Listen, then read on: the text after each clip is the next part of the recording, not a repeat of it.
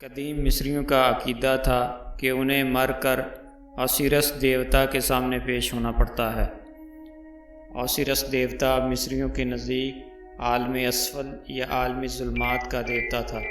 قدیم مصریوں کے نزدیک اوسیرس اپنی عدالت یا ایوان انصاف میں پیش ہونے والے ہر متوفی کا حساب آخرت کرتا تھا۔ اس کے فیصلے ہی کے مطابق یا تو مرنے والا حیات ابدی کی نعمتوں کا مستحق قرار دے دیا جاتا اور وہ حیات ابدی کی سرزمین میں اوسیرس دیوتا کی رعیت میں شامل ہو جاتا، یا پھر ابدی ذلتیں اس کا مقدر بن جاتی۔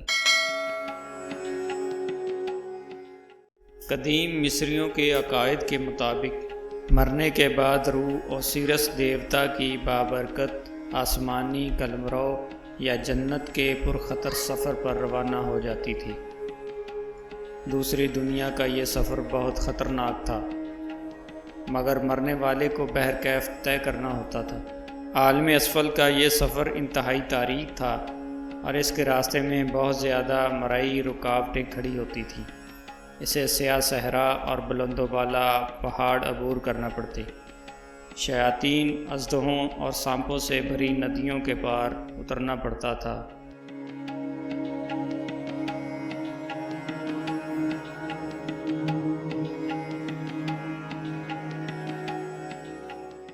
اوسیرس کے ایوان انصاف میں ہونے والے سوالات کے جوابات اور عالم ظلمات کے اس جان لیوا اور وحشتناک سفر میں رہنمائی کے لیے مصریوں نے ایک رہنما کتاب ترتیب دی تھی جو کتاب الممات یا بک آف دی ڈیڈ کہلاتی تھی۔ کتاب الممات یا مردوں کی کتاب دراصل قدیم مصریوں کی ایسی تحریروں کا مجموعہ ہے جو دوسری دنیا کے سفر کے دوران اور پھر وہاں پہنچ کر مرنے والوں کے استفادے کے لیے اثر آفرین عبارتوں کی حیثیت سے پڑھی جاتی تھی۔ اس کے علاوہ اس میں تکفینی رسوم اور ایسی دیگر مذہبی رسوم بھی دی گئی ہیں جو مرنے والے کے لیے تدفین سے پہلے اور تدفین کے بعد ادا کی جاتی تھی۔ اسی وجہ سے اس کتاب سے قدیم مصریوں کے مذہب اور تجہیز و تکفین سے متعلق عقائد پر گہری روشنی پڑتی ہے۔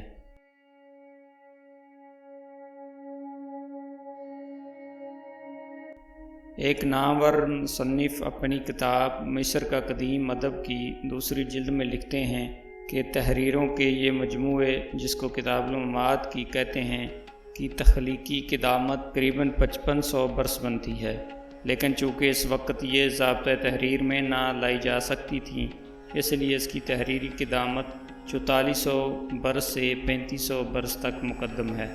یہ کتاب مصنف کے نزدیک جدید شہنشاہی دور 1575 قبل مسیح سے 1807 قبل مسیح میں باضابطہ تحریر میں لائی گئی تھی۔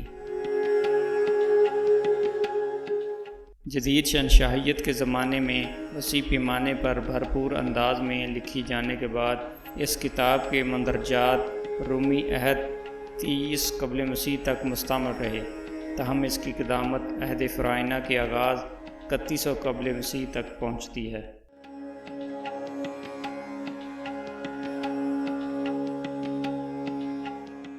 اس کے کچھ ابتدائی حصے اسی دور میں تخلیق ہو چکے تھے۔ اسی وجہ سے بہت سے ماہرین مصریات اس کتاب یا اس کی بعض تحریروں کو تقریباً 5000 سے 4000 سال تک قدیم قرار دیتے ہیں۔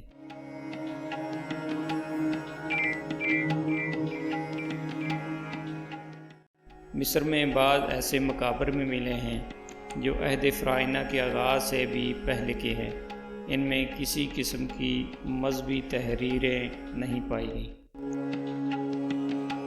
لیکن فرعونیہ کے عہد میں بننے والے بعض مقبروں سے ایسے شواہد ضرور ملے ہیں کہ اس وقت بھی کتاب الممات کے کچھ منتر یا دعائیں زبانی طور پر ضرور مروج تھیں۔ پیپرس پر تحریر شکل میں کتاب الممات کا قدیم ترین نسخہ فرعونیہ کے 18ویں خاندان کے عہد 1575 قبل مسیح سے 1308 قبل مسیح تک سے تعلق رکھتا ہے اور یہ امن ہوتب نامی ایک شخص کے بیٹے کے لیے لکھا گیا تھا۔ یہ اسی نو کے مقبرے سے دریافت ہوا ہے، اس لیے اس پیپرس کو نو پیپرس کہا جاتا ہے۔ کتاب المعاد کی نقل یورپ کے علماء تحقیق نے 1881 عیسوی میں تیار کی تھی۔ ان کا تعلق 26ویں خاندان جو 663 قبل مسیح سے 525 قبل مسیح کے عہد میں لکھے جانے والے پیپرس سے متعلق تھا۔ 1923 عیسوی میں کتاب المعاد پر سب سے قابل قدر اور وسیع کام سر اے ولسبوج نے 3 جلدوں میں انگریزی ترجمہ کی شکل میں کیا تھا۔ اس کتاب پر ہونے والے کام میں یہ سب سے زیادہ اہم تسلیم کیا جاتا ہے۔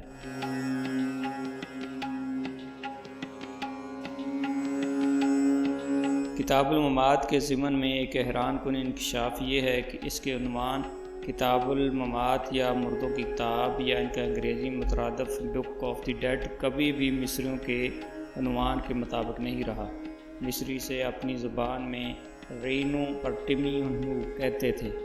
علماء تحقیق نے اس کے مختلف معانی دیے ہیں، مثلا دن کے وقت آگے آنے کے ابواب یا آئندہ دنوں میں کام آنے والے ابواب۔ بعض محققین کے نزدیک قدیم مصری ان کا مطلب روح کو کامل بنانے والے ابواب بھی لیتے تھے۔ مردوں کی کتاب اور اس کا انگریزی مترادف بک آف دی ڈیڈ دراصل عربی عنوان کتاب المیتون کا ترجمہ ہے جو مصری عربوں نے اسے دیا تھا۔ 19ویں صدی میں یورپی سیاح اکثر قدیم نوادرات اور قدیم اشیاء کی تلاش میں مصر آتے تھے۔ یہ لوگ قدیم مصری نوادرات کو بھاری قیمت دے کر مصریوں سے خرید لیا کرتے تھے۔ اس صورتحال کا نتیجہ یہ نکلا کہ عام مصری بھاری معاوضوں کے لالچ میں قدیم مصری مقبروں میں گھس کر تابوت توڑ کر قدیم حنوط شدہ لاشوں سے قیمتی پتھر اور دوسرے زیور نوچ کھسوٹ کر یورپیوں کو بیچنے لگے۔ ان مقبروں کو لوٹنے والے ان مصریوں کو تابوتوں میں لاشوں کے ساتھ اکثر و بیشتر ایسے گول کیے ہوئے پیپرس بھی ملتے جن پر مختلف عبارتیں یا تصویریں بنی ہوتی تھیں۔ چونکہ یہ پیپرس یا مخطوطے لاشوں کے ساتھ ملتے تھے، اس لیے مصری عربوں نے انہیں کتاب المیتون کا نام دیا، یعنی مردوں کی کتاب۔ اس عنوان کو سب سے پہلے 1842 میں جرمن ماہر مصریات کارل ریچرڈ لیپسیوس نے اپنی کتاب ڈاس ٹوٹن بچ ڈریگٹر کے لیے منتخب کیا تھا۔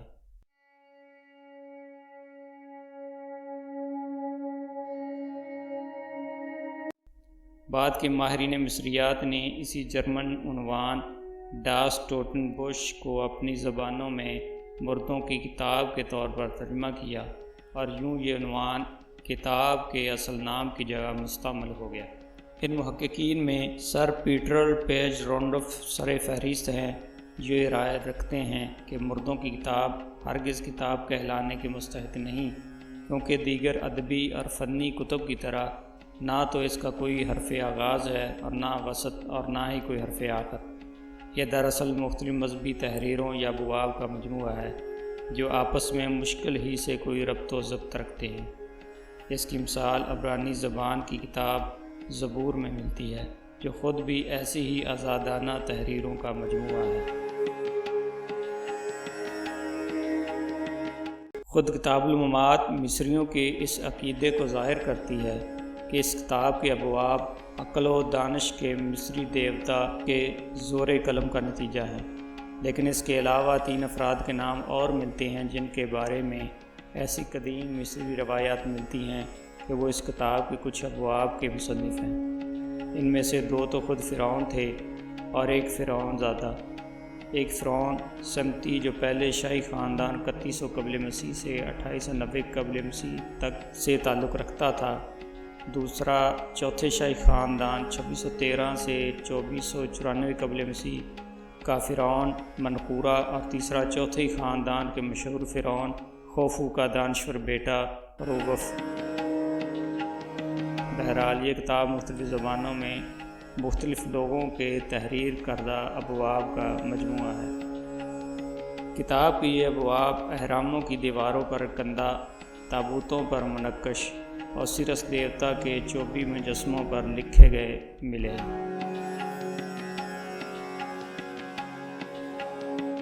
کتاب کی سب سے زیادہ نقول پیپرس پر ملی ہیں جو حنوط شدہ لاشوں کے ساتھ دفن کی گئی تھیں۔ اس ضمن میں ایک بات اور بڑی دلچسپ ہے، یہ کتاب کسی بھی جگہ مکمل طور پر دستیاب نہیں ہوئی۔ اگرچہ اس کتاب پر مبنی پیپرسوں کی تعداد ہزاروں میں ہے، مگر کسی پیپرس پر بھی اس کے مکمل ابواب رقم نہیں ملے۔ اب تک 190 سے 200 تک ابواب مختلف مقامات سے مل چکے ہیں۔ ان ابواب کو مغربی محققین نے ایک جگہ اکٹھا کر کے کتابی صورت میں جمع کیا ہے۔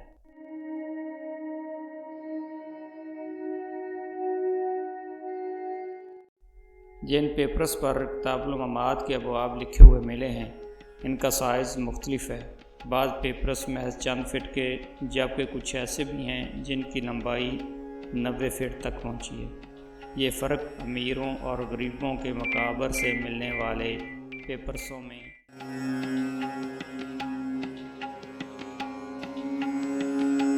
کتاب الممات کے مندرجات میں منتر، افسوں، حمدوں، مناجات، دعائیں، پرتاثیر کلمات، اساطیر، تشریحات، رسوم، حنوط شدہ لاش کے کمرے کے گیت اور دوسری عبارتیں شامل ہیں۔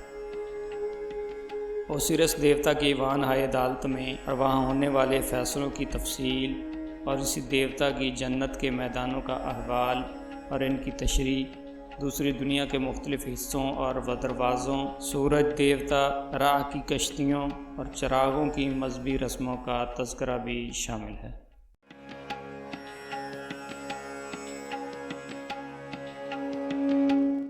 اس کتاب کے ابواب میں سب سے اہم باب 125واں ہے۔ بعض ماہرین نے اسے مردے کا حساب آخرت کا نام دیا ہے۔ جس پیپرس پر یہ رقم ہے وہ باتصویر ہے۔ اس کا سب سے اہم منظر وہ ہے جس میں مرنے والے کا دل اوسیرس کے ایوان انصاف میں دیگر دیوتاؤں کی مجلس کے سامنے ترازو میں تولتا ہوا دکھایا گیا ہے۔ مصریوں کے عقیدے کے مطابق انسانی دل نیکی اور بدی کا منبع سمجھا جاتا تھا، اس لیے اس کے تولے جانے سے مرنے والے کی بے گناہی یا اس کے گناہگار ہونے کا یقین کیا جا سکتا تھا۔ اس باب کی تفصیلات سے 18ویں خاندان کی فرعونہ کے عہد میں مصریوں کو اعلیٰ اخلاقی اقدار اور مذہبی تصورات کا پتہ چلتا ہے۔ اسی باب میں اوسیرس دیوتا کی ایوان انصاف میں مرنے والے کے خلاف یا اس کے حق میں فیصلہ دیے جانے کی منظر کشی بھی کی گئی ہے۔ کتاب کے دیگر اہم بابوں میں 45، 46 اور 154 عمل حنوط کے متعلق ہیں۔ باب نمبر 168 اور 170 میں تکفینی رسومات کی تفصیل ہے، جبکہ 98 اور 99 میں پر اسرار کشتی کی تفصیلات دی گئی ہیں، جن کے ذریعے مردے کو عالم ظلمات میں دریا عبور کرنے تھے۔